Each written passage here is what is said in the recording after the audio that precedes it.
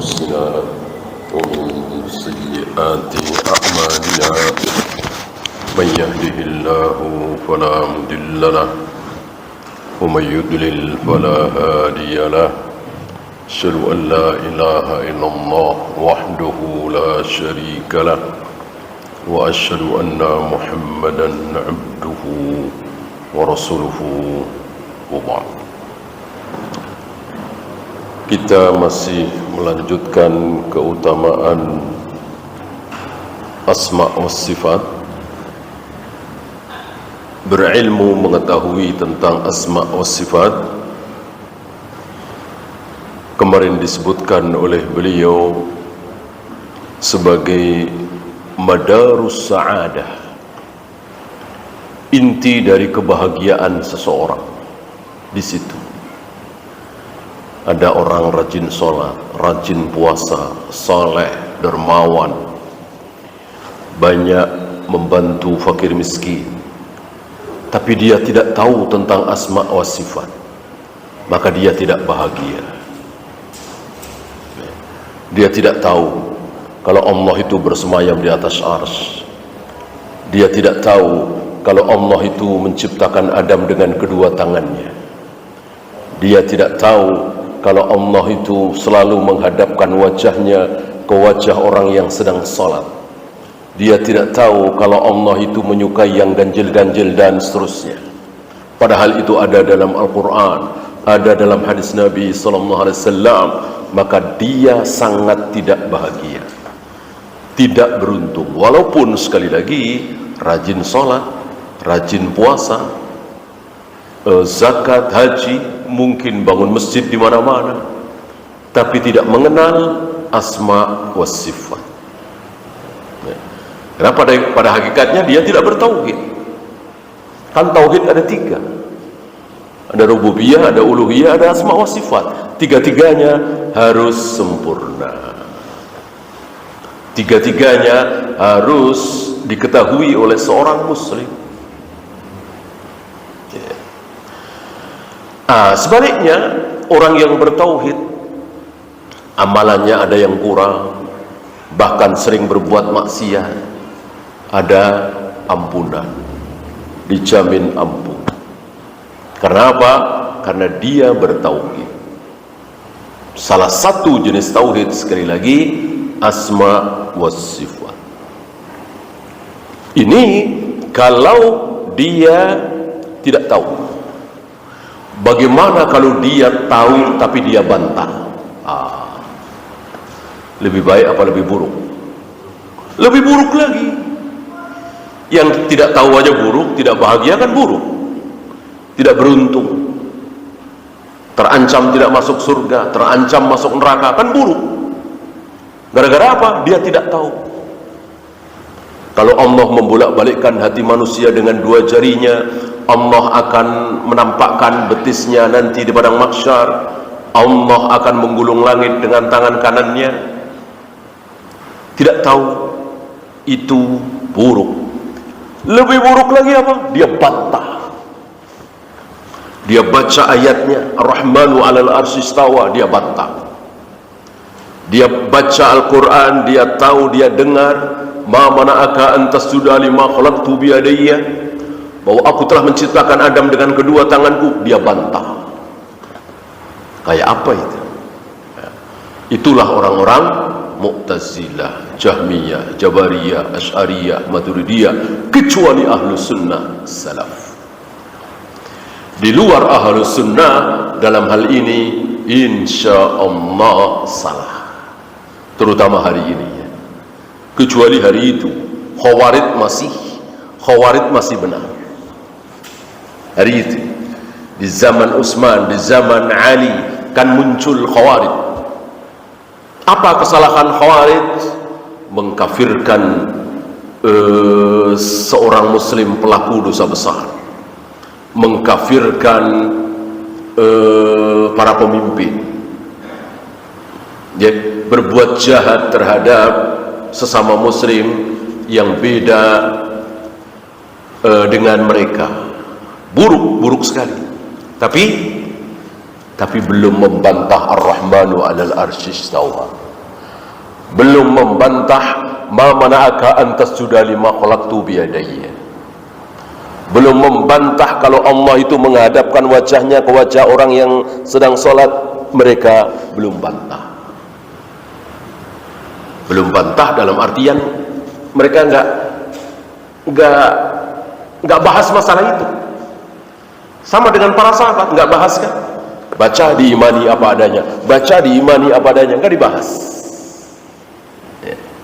Nah sekarang ulama-ulama ahlu sunnah terpaksa membahas agak panjang lebar karena sudah ada yang membantah. Tentu tidak boleh diam saja dong, karena sudah ada yang membantah. Ya gampangnya gini aja dah. Ada nggak sekarang ulama, ustadz, kiai ceramah kemana-mana, teriak-teriak, ngotot kalau sholat subuh itu 2 rakaat, sholat duhur itu 4 rakaat, saudara-saudara, sholat maghrib itu 3 rakaat, saudara, teriak kemana-mana. Ada? Nggak ada. Nggak ada. Kenapa? Iya, nggak ada yang sholat subuh 3 rakaat, nggak ada yang sholat duhur, sholat asar 5 rakaat, nggak ada yang sholat maghrib tidak 3 rakaat. Ya ngapain teriak-teriak? Nah, kira-kira begitu. Oleh karena itu Rasul dan para sahabat nggak pernah teriak-teriak. Ya, diulang-ulang. Allah bersemayam di atas arsy, Allah membolak-balikkan hati manusia dengan 2 jarinya, Allah turun ke langit dunia setiap sepertiga malam, Allah kada, Allah kada, Allah kada. Mereka nggak teriak-teriak. Kenapa? Nggak ada yang bantah. Nggak ada yang bantah. Sama dengan Rasul dan para sahabat nggak pernah dakwah teriak-teriak, tahlilan bid'ah, muludan bid'ah, salawat nariyah bid'ah, baca sadaqallahul adzim setelah baca Al-Quran bid'ah. Nggak ada yang bilang begitu. Kenapa? Ya nggak ada yang tahlilan, belum ada yang muludan, belum ada yang yasinan malam Jumat, belum ada yang baca salawat nariyah. Salawat nariyah apa Rasul dan para sahabat nggak tahu, memang nggak ada di zaman itu. Itu kan bikinan beberapa ratus tahun belakangan ini. Nah kira-kira begitu. Maka para ulama ahlus sunnah semakin kesini semakin ringan apa semakin berat? Semakin berat, semakin berat. Ya. Di zaman Rasul dan para sahabat, apalagi Rasul masih hidup, Abu Bakar masih hidup, Umar masih hidup, dakwah begitu. Ya yang dihadapi orang-orang kafir lah. Yang dihadapi orang-orang kafir. Kalau Muslim pasti sama. Gitu ya. Nah, sepeninggal Umar, setelah beliau dibunuh, mulai di zaman Utsman, lalu membesar di zaman Ali bin Abi Thalib. Yang saya maksud Khawarij tadi. Apa kesalahan Khawarij?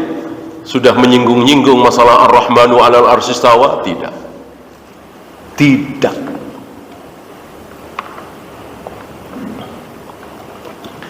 Kesalahan Khawarij hanya berkutat di sekitar manusia. Pokoknya orang kalau sholat, puasa, zakat, haji, tapi dia minum khamr sekali, kafir. Tidak minum khamr, tidak berzina, tidak berjudi, sholat, puasa, zakat, haji, tapi membunuh, kafir. Tidak membunuh, tapi bohong, kafir. Ini luar biasa kebodohan orang-orang Khawarij. Tapi sekali lagi, kalau orang Khawarij ditanya di mana Allah berada, akan dijawab Ar-Rahmanu 'alal arsy istawa. Orang-orang Khawarij ditanya dengan apa Allah menciptakan Adam, dijawab dengan kedua tangannya. Persis apa kata Al-Quran, apa kata hadis Nabi sallallahu alaihi wasallam. Apakah kelak Allah akan menampakkan betisnya nanti di padang mahsyar? Iya. Nggak berani membantah ayat, membantah hadis. Apa yang Allah katakan tentang dirinya dalam Al-Quran, dalam hadis, orang-orang Khawarij mengikuti. Ya. Khawarij yang dahulu tidak tahu yang sekarang, sepertinya beda. Karena firqah-firqah itu semakin kemari semakin buruk.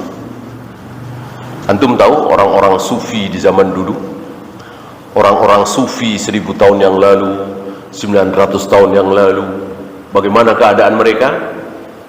Sangat-sangat jauh dari gemerlap dunia. Orang-orang sufi hari itu. Antum tahu orang sufi hari ini luar biasa, penuh dengan gemerlap dunia. Beda kan?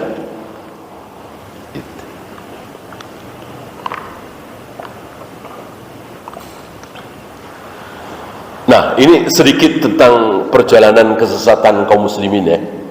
Kesesatan pertama kaum muslimin yaitu kelompok apa tadi? Khawarij, itu berkutat hanya membahas seorang muslim. Nggak ada bahas surga, bahas neraka, bahas siksa kubur, bahas sifat Allah. Artinya sama dengan Rasul dan para sahabat. Gitu. Pembahasan salah orang-orang Khawarij hanya sekitar seorang muslim yang sholat, puasa, zakat, haji tapi berbuat dosa besar. Kata mereka telah kafir. Jelas ini sesat. Nah, setelah Khawarij muncul aliran sesat kedua. Apa? Ini para sahabat sama, masih banyak yang hidup.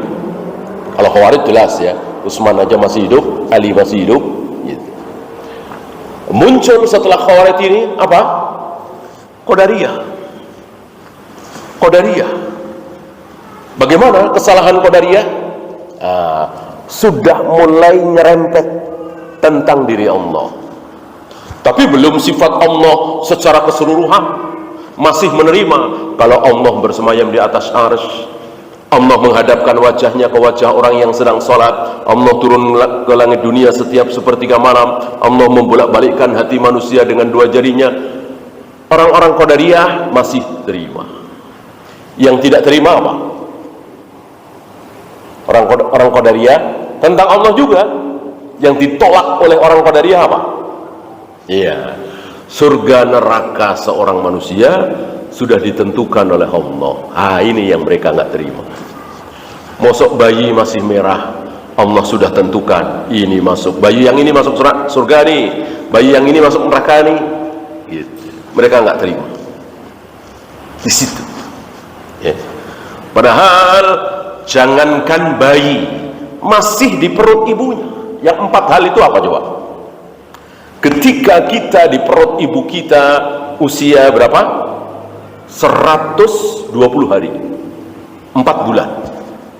Jadi kira-kira 5 bulan sebelum kita lahir ditulis apanya? Ya, ditulis 4 hal kan?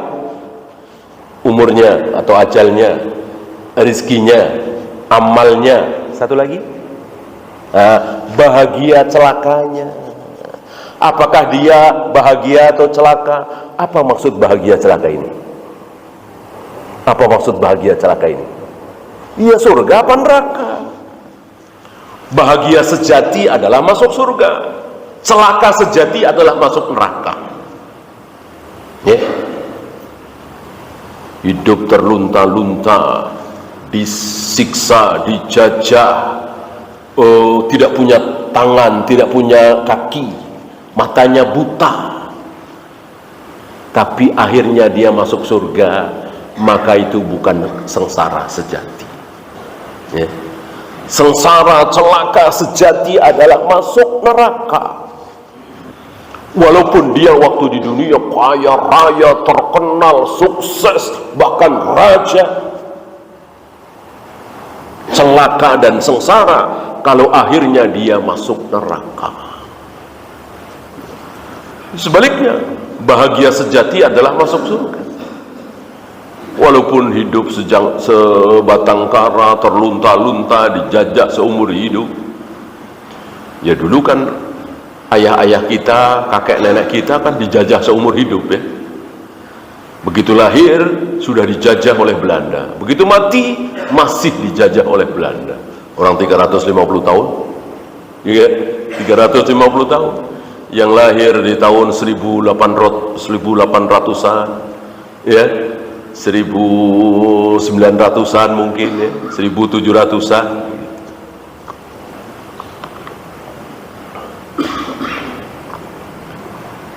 Ya seperti tadi, matanya buta, kedua kakinya buntung, tangannya nggak ada, menderita sekali.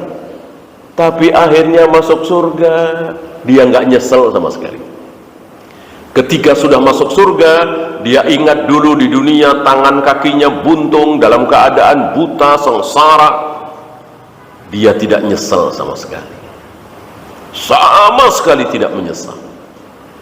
Sebaliknya orang yang masuk neraka, ingat waktu di dunia, jadi raja, jadi presiden, jadi pemilik perusahaan besar, kaya raya, terkenal, nggak ada bangga-bangganya, nggak ada senang-senang. Yang ada hanyalah menyesal. Gitu ya. Nah, jadi jelas sekali bahwa surga neraka seseorang itu sudah ditentukan oleh Allah, dan itu terserah Allah. Allah Maha berkehendak. Ya. Kalau Allah balik, iblis mau sujud kepada Adam, Jibril yang tidak mau, sanggupkah Allah? Sanggup. Kecil bagi Allah. Ya. Kenapa iblis yang dibikin seperti itu? Terserah Allah. Terserah Allah.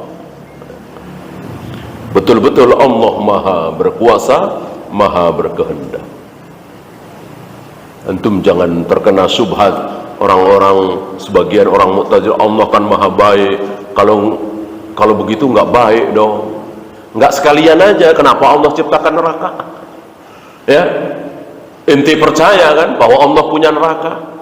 Kalau baiknya Allah versi ente, Allah nggak baik. Ya kenapa? Kenapa mesti ciptakan neraka? Kenapa mesti ciptakan iblis? Kenapa mesti ciptakan setan? Kalau baiknya Allah itu mengikuti jalan pikiran Anda, sudah Allah ciptakan surga saja, seluruh manusia masuk surga, selesai. Nggak ada perang, nggak ada kafir, nggak ada nifak, munafik, nggak ada syirik, nggak ada kuburan keramat, nggak ada dukun, nggak ada pelacur. Enak, nggak ada masalah. Ya. Tapi Allah nggak mau.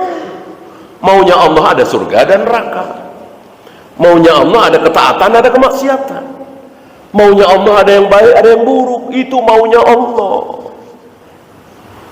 Bukan Allah Maha baik, kemudian orang kalau masuk neraka itu pasti memang maunya dia masuk neraka. Allah nggak tahu menau berlepas diri. Nah, itu jalan pikiran mereka yang tidak percaya dalil.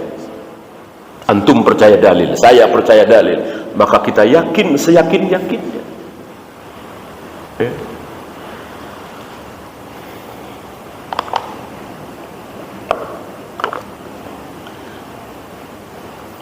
Contoh yang sederhana dan gamblang ya. Ketika Allah belum menciptakan Adam, akan menciptakan Adam, apa Allah bilang kepada malaikat? Inni ja'ilun fil ardi khalifah. Akan aku jadikan khalifah di muka bumi. Itu ucapan Allah. Allah tidak mengatakan, wahai malaikat, akan aku ciptakan Adam di surga ini, agar bersama kalian masuk surga ini.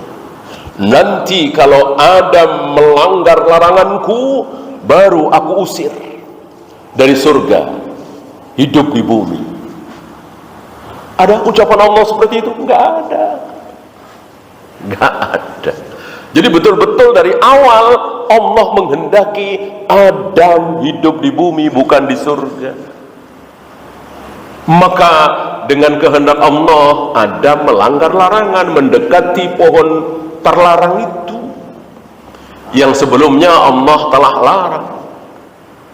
Wala taqrabu hadhihi syajarah, wala taqrabu hadhihi syajarah, jangan kalian dekati pohon ini. Ketika Allah melarang ini, Allah sudah tahu bahwa Adam dan Hawa akan melanggar ini, Allah sudah tahu. Bahkan Allah yang membikin Adam melanggar itu semuanya kehendak Allah. Disinilah para ulama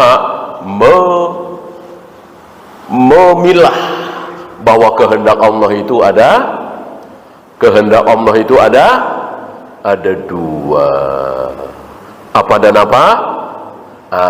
Syar'iyah dan kauniyah. Kehendak Allah itu ada yang syar'iyah, ada yang kauniyah. Apa kehendak Allah yang syar'iyah? Seluruh kehendak Allah yang baik. Allah menghendaki manusia itu beriman. Allah tidak menghendaki kekufuran, kan? Allah menghendaki kaum muslimin itu sholat. Allah tidak menghendaki zina, kan? Allah tidak menghendaki khamar. Allah tidak menghendaki judi. Ini kehendak syar'iyah, kehendak Allah yang pasti baik. Tapi apa? Bisa terjadi, bisa tidak terjadi. Allah menghendaki seluruh manusia beriman, terjadi? Tidak. Berapa banyak manusia yang tidak beriman? Lebih banyak daripada yang beriman. Makanya setiap 1000 manusia yang masuk neraka berapa? Menurut Sahih Muslim 999. Lebih banyak yang masuk neraka daripada masuk surga. Padahal Allah menghendaki keimanan, ya. Allah menghendaki kemudahan. Yuridullahu bikumul yusra wala yuridu bikumul usra. Allah menghendaki kemudahan bagi kalian. Terjadi? Enggak, belum tentu terjadi. Ada di antara kita hujan, badai, angin, masih maksain pakai payung ke masjid, ya. Padahal Allah menghendaki kemudahan. Kitanya nggak mau kemudahan, maunya yang sulit. Nggak terjadi, kan? Nah, kecuali yang berilmu, dia nggak akan ke masjid, sholat di rumah. Bahkan muadzin oleh Nabi disuruh mengganti hayya 'alas shalah, mari kita sholat, diganti dengan sallu fi buyutikum, sholatlah di rumah kalian masing-masing. Allah menghendaki kemudahan, tapi belum tentu terjadi. Nah, itulah kehendak syar'iyah. Satu lagi apa tadi? Kehendak kauniyah. Apa kehendak kauniyah? Kehendak Allah yang pasti. Kehendak Allah yang pasti terjadi. Tidak mungkin tidak terjadi. Pasti terjadi. Ada yang baik, ada yang tidak baik. Ada yang baik, ada yang tidak baik. Itu maksud dari innama amruhu idza arada syai'an ay yaqula lahu kun fayakun. Jika Allah menghendaki sesuatu, cukup bagi Allah mengatakan kun, jadilah, maka pasti terjadi apa yang Allah kehendaki. Ya. Oleh karena itu kalau ada yang nanya, iblis tidak mau sujud kepada Adam, padahal Allah perintahkan supaya iblis sujud kepada Adam. Iblis tidak mau. Kehendak Allah apa bukan? Nah, balik bertanya, kehendak syariah apa kauniyah? Kalau kehendak kauniyah, iya orang pasti terjadi kok. Apapun yang terjadi itu kehendak Allah yang kauniyah. Abu Jahal, Abu Lahab mencaci maki Rasulullah, menghujat Rasulullah, tidak mau beriman, melawan Rasulullah. Itu kehendak Allah secara kauniyah, gitu ya. Secara syariah Allah menghendaki semua manusia beriman, semua kaum muslimin sholat. Paham ya?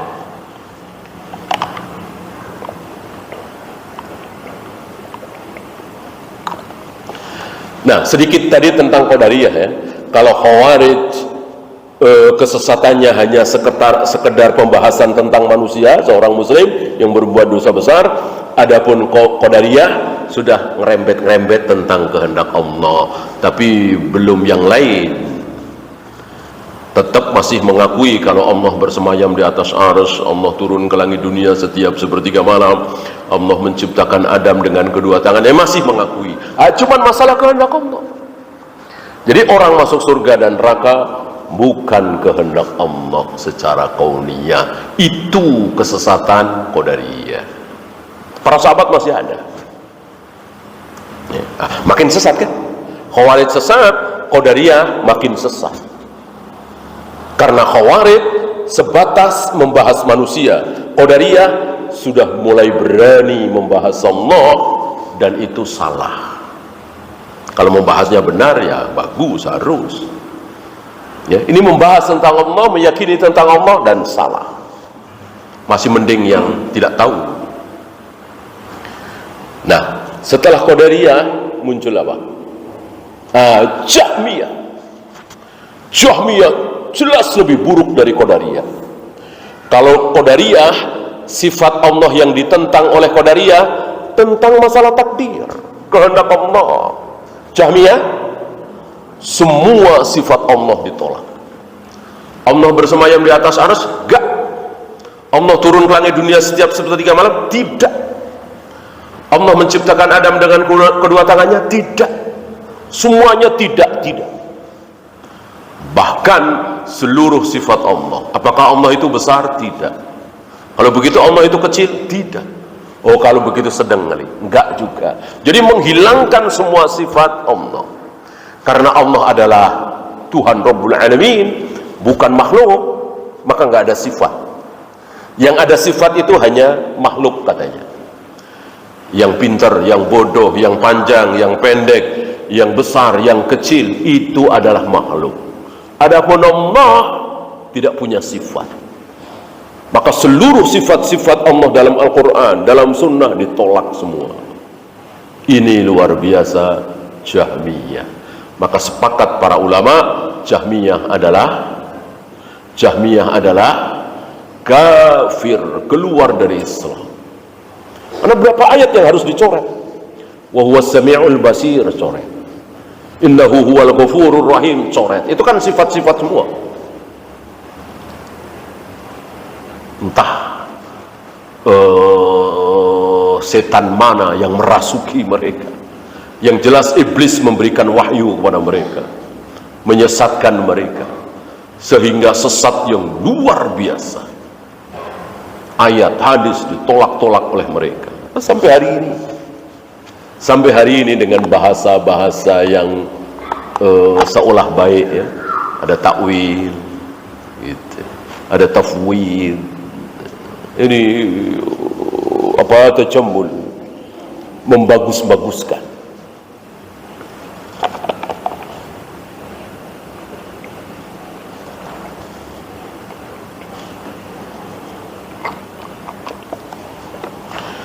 Wa bulughul kamali wat tarakki fi durujir rif'ah,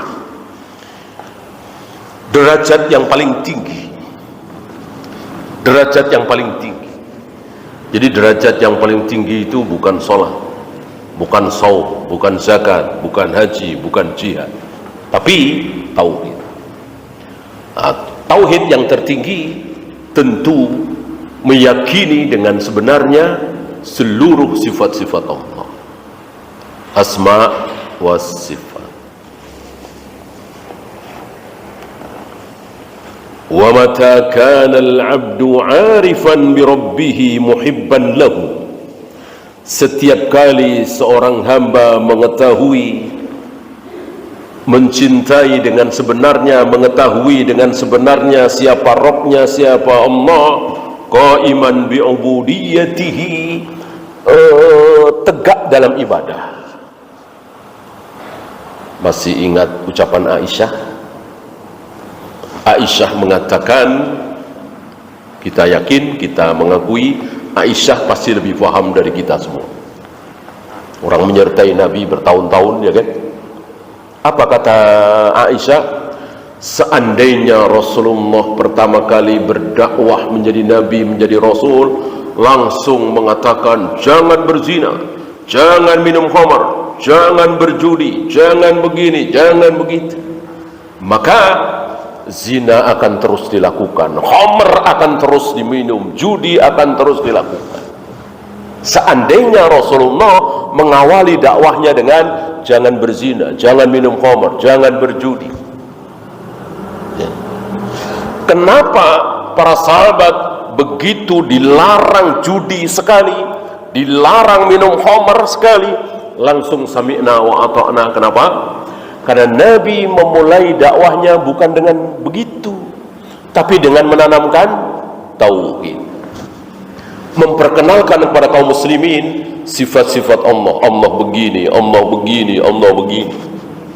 13 tahun, bayangkan. 13 tahun. 13 tahun belum ada sholat, belum ada puasa, belum ada zakat, belum ada haji. Nggak ada Nabi, jangan berzina, jangan minum khamar, jangan berjudi, jangan membeli sesuatu yang sedang ditawar oleh orang lain, ya, jangan menjual barang dengan dua harga, jangan tukar menukar kurma kecuali harus sama timbangannya. Nggak ada itu. 13 tahun pertama nggak ada. Jadi diperang Allah begini, Allah begini, Allah begini. Terhunjam di dada para sahabat itu. Di situ ada Abu Bakar, ada Umar, ada Utsman, ada Ali, ada Zubair, ada Talha, terutama yang 10 itu. Maka 10 sahabat yang namanya disebut pasti masuk surga. Muhajirin apa Ansor? Ansor apa Muhajirin? Semuanya Muhajirin. Yang dari awal menyertai Nabi SAW. Kalau Ansor ya setelah lewat 13 tahun itu. Ya.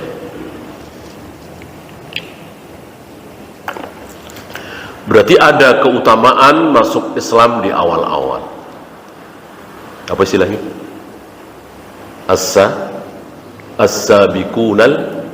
As-sabiqunal awwal. Ada keutamaan. Ya. Maka sunnah bagi kita apa ya? Menghargai yang tua. Istilah kita hormat kepada senior. Guru kita mungkin sudah berdakwah bertahun-tahun, boro-boro S1, ya, mungkin cuman lulusan SMA atau SMP, tapi berdakwah, ngajar ngaji. Wow, sementara kita S3, umurnya jauh, ya, tetap kita merendah. Ada penghormatan kepada yang tua, gitu ya, secara akhlak, bukan secara hak dan batil. Kalau secara hak dan batil, walaupun guru, kalau batil ya jangan diikuti. Walaupun guru kalau ngajarin bid'ah syirik, ya tidak boleh kita taati. Maksudnya secara akhlak. Betul ada syubhat, mungkin bid'ah ya. Sebagai akhlak, dulu kita bisa baca Al-Quran karena beliau. Kita bisa tahu tajwid, ini ikhfa, ini idhar, ini iqlab dari beliau. Walaupun beliau banyak melakukan bid'ah. Ketemu pas lebaran misalnya, ya, kita datang ke rumah beliau, kita hormati beliau, ya. Jangan membesarkan diri kita di hadapan beliau. Inilah akhlak.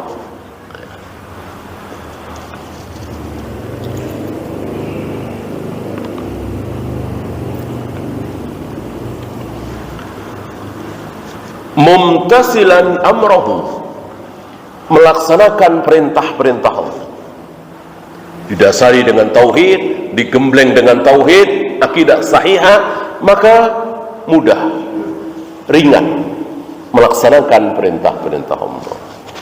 Mubta'idan an-nawahihi, menjauhi larangan-larangan Allah. Jangan bilang tidak melakukan larangan Allah, tidak tepat. Kalau perintah kita lakukan, kalau larangan bukan kita tidak lakukan, tapi kita jauhi sejauh-jauhnya.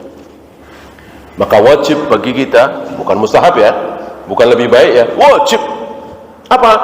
Jauh dari khamar, jauh dari zina, jauh dari judi, wajib. Maka jika antum tidak minum khamar, tapi antum dekat dengan khamar, hampir setiap hari khamar di depan meja antum misalnya, ya. Teman-teman antum minum khamar, antum di situ, antum minum kopi atau susu, duduk di situ.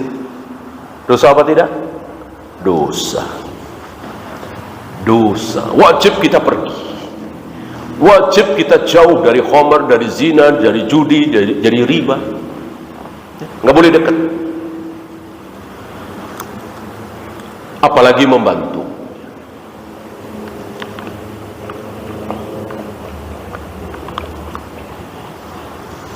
Ada orang sedang praktek riba di dalam gedung itu.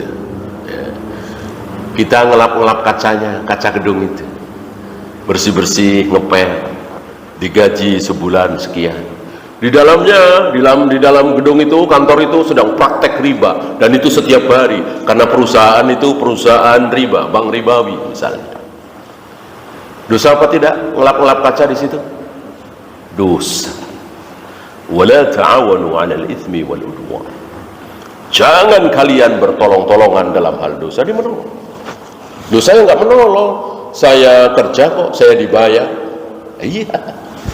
Antum tahu salah satu yang membuat Yahudi dikutuk, dilaknat oleh Allah apa? Ketika orang-orang Yahudi dilarang makan babi, maka orang-orang Yahudi tidak makan babi, tapi nernak babi, dijual. Nah, Yahudi sama dengan ucapan kita, saya nggak makan babi, saya cuma jual. Apapun yang haram tidak boleh menghasilkan uang untuk kita. Innallaha idza harrama syai'an harrama thamanahu. Jika Allah mengharamkan sesuatu, maka otomatis Allah haramkan pula apa? Hasilnya, harganya, uangnya dari yang haram. Ya tentu dari hasil riba, orang perusahaan itu perusahaan riba kok.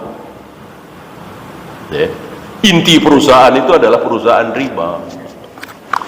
Beda dengan apa ya? Ada praktek riba, ada yang bukan riba. Warung besar atau supermarket besar jual produk-produk yang halal, tapi di pojok sana ada babi. Nah, insya Allah inti dari perusahaan, inti pendapatan dari perusahaan supermarket itu tidak haram. Beda dengan bank ribawi, intinya riba, maka menjadi haram.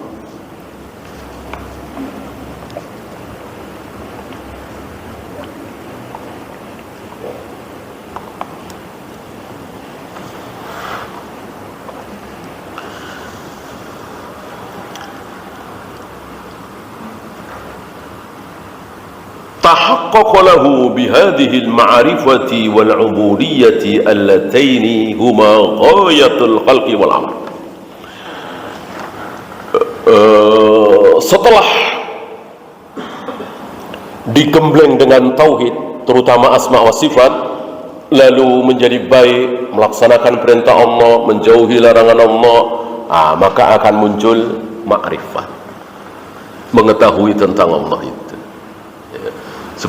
Seperti kemarin kita bahas, sebagian saudara-saudara kita dari kalangan thariqat sufiyah itu sering menyebut ma'rifatullah, ma'rifat.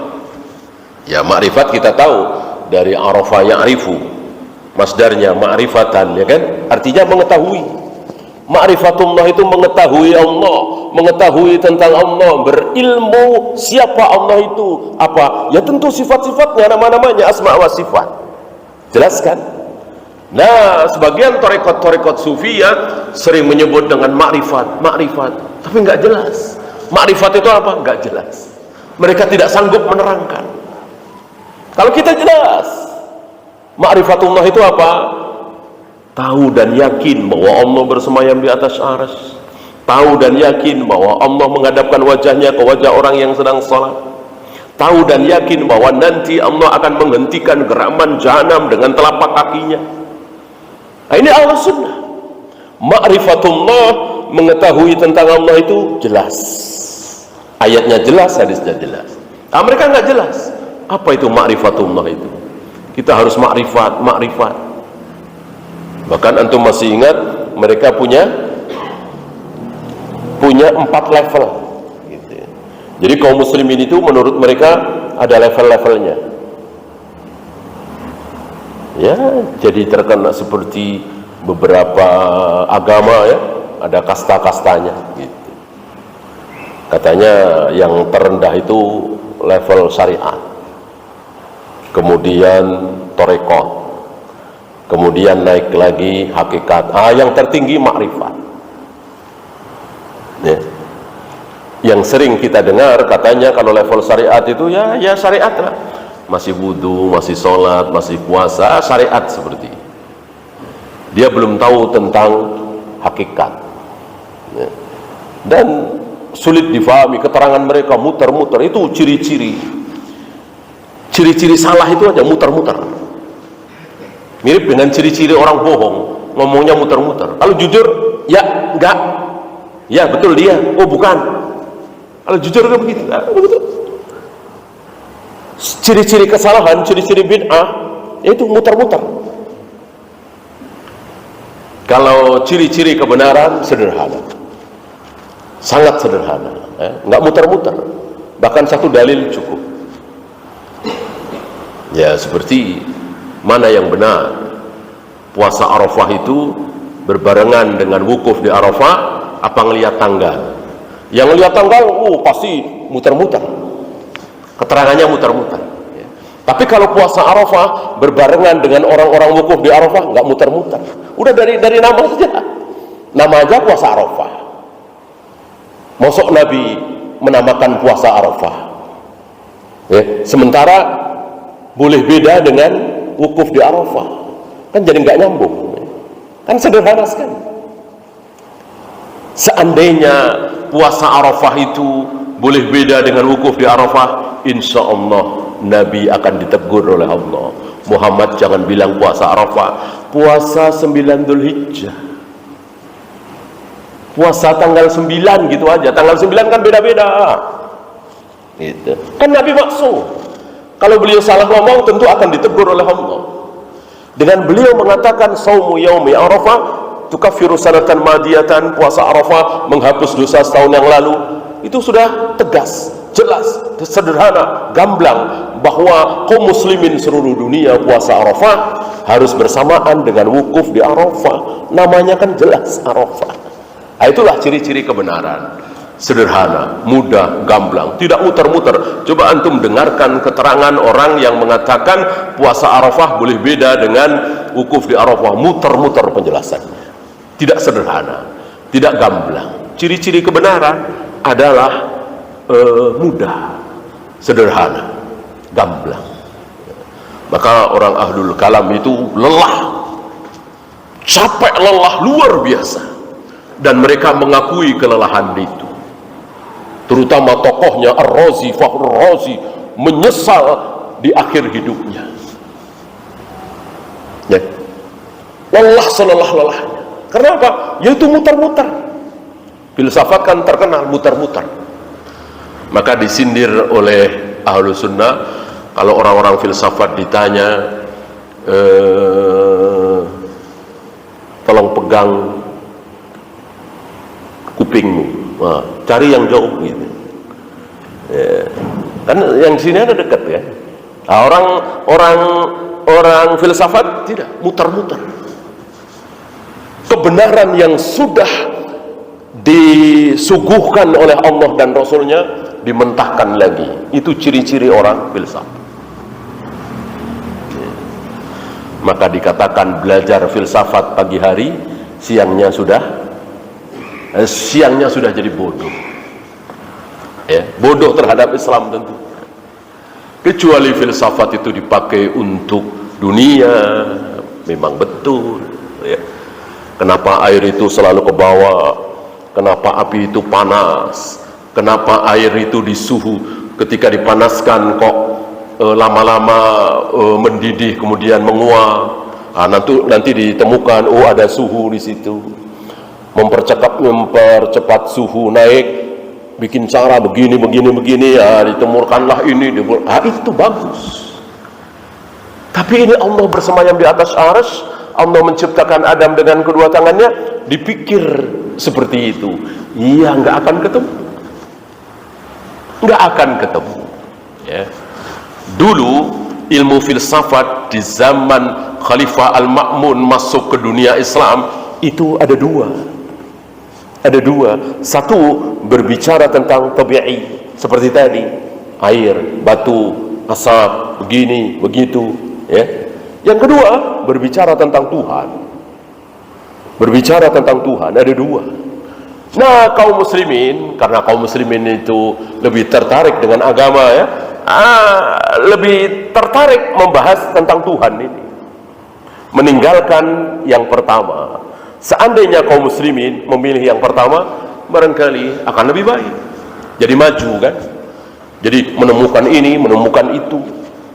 Ini malah menghabiskan waktu untuk berpikir tentang Allah, padahal Allah itu sudah Allah itu seperti apa, maunya apa, sifatnya apa, sudah ada, sudah ketemu dalam Al-Quran dan Sunnah. Kenapa mesti pakai dipikir lagi? Nah, itu kesalahan di situ. Maka capek, melelahkan. Terkenal ya syair yang gubahan bait yang ditulis oleh Ar-Razi itu. Penyesalan beliau di akhir umur beliau, kenapa dari mudanya menghabiskan waktu untuk belajar filsafat. Dan ini kan sampai hari ini diajarkan di fakultas-fakultas agama kan. Ada filsafat Islam. Jelas ini merusak. Penuh dengan syubhat.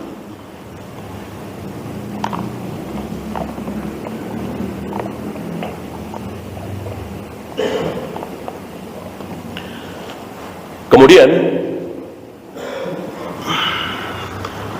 beliau menutup bab ini dengan mengatakan,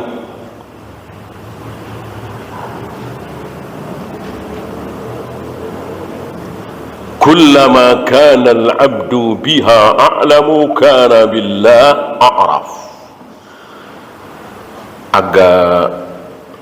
Agak sulit menerjemahkan ini karena antara a'lam dengan a'raf kan sama. Iya kan? Mengetahui. Alima ya'lamu, arafa ya'rifu kan mengetahui. Setiap kali seseorang mengetahui tentang Allah, setiap kali itu pula dia mengetahui. Kira-kira terjemahan letter luck-nya seperti itu. Terjemahan bebasnya, setiap kali seseorang mengetahui, semakin seseorang mengetahui tentang Allah, maka dia semakin makrifat. Kira-kira begitulah. Ya, kalau mau pakai istilah makrifat itu, makrifatullah. Jadi terjawab apa yang menjadi kebodohan sebagian tarekat-tarekat sufiyah tentang makrifat itu. Jadi kalau ingin tahu makrifat itu seperti apa, semakin makrifat harus bagaimana? Nah ini, semakin tahu, oh Allah bersemayam di arsy, oh nanti Allah akan menampakkan betisnya, oh Allah nanti akan menutupi catatan keburukan seseorang, ya, diperagakan oleh Nabi dengan badan beliau, agar catatan keburukan itu tidak ada yang lihat kecuali si fulan dengan Allah, ditutupi oleh Allah. Jadi seluruh manusia di padang mahsyar nggak ada yang lihat, yang lihat cuma Allah dengan si fulan. Catatannya penuh dengan dosa memalukan, ditutup oleh Allah. Siapa dia? Manusia, seorang muslim yang pandai menutupi aib sesama. Jangankan teman, tetangga, orang lain, istrinya aja nggak dikasih tahu, suaminya aja nggak dikasih tahu. Kalau temannya ada yang hamil di luar nikah misalnya, kalau teman dekatnya sekarang di penjara misalnya, ya, sama istrinya nggak ngasih tahu, sama suaminya nggak ngasih tahu. Wah, ini pinter. Nah, orang seperti ini insya Allah nanti aibnya akan ditutup oleh Allah. Nabi memperagakan dengan badannya begitu. Ya. Ini semua tentang Allah yang wajib kita imani. Semakin kita tahu, semakin makrifat. Ya. wa kullama